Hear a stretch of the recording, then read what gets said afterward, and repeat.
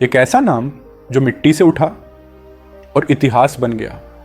जब समाज ने उन्हें अछूत कहा, उन्होंने जवाब में संविधान रच दिया। जब स्कूल में पानी तक छूने की इजाजत नहीं मिली, उन्होंने अपने ज्ञान से एक पूरी पीढ़ी की प्यास बुझा दी।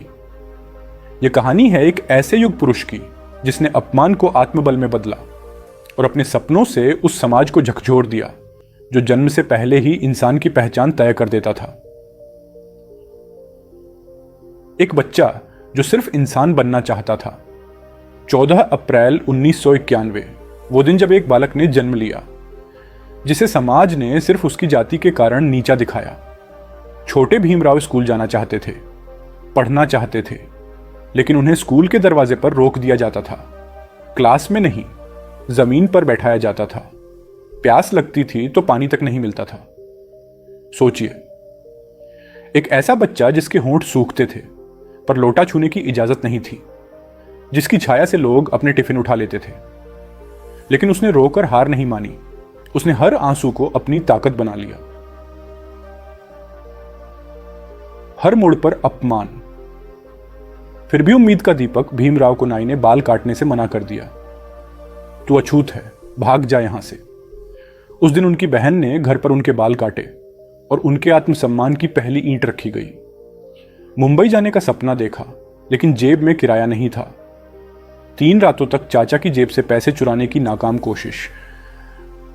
चौथी रात जब बटुए में सिर्फ आधा आना मिला, भीम टूट गए, लेकिन फिर उठे और खुद से वादा किया, अब मेरी ताकत मेरी किताबें होंगी।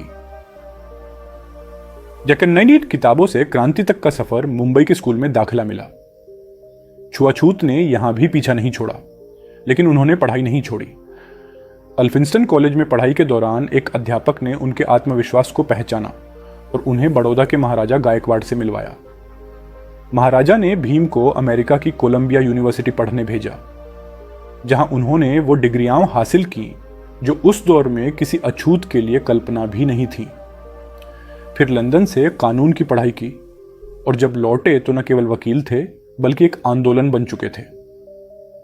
इन संविधान नहीं, उन्होंने न्याय का इतिहास लिखा। आजादी के बाद जब संविधान निर्माण की बात आई तो यही अछूत लड़का संविधान सभा का अध्यक्ष बना। ब्रिटेन के प्रधानमंत्री चर्चिल ने कहा था, भारत के लिए एक संविधान बनाना नामुमकिन है, लेकिन अंबेडकर ने कर दिखाया दुनिया का सबसे बड़ा लिखित संविधान, जिसमें हर धर्म, हर जाति, हर व्यक्ति को बराबरी का अधिकार मिला।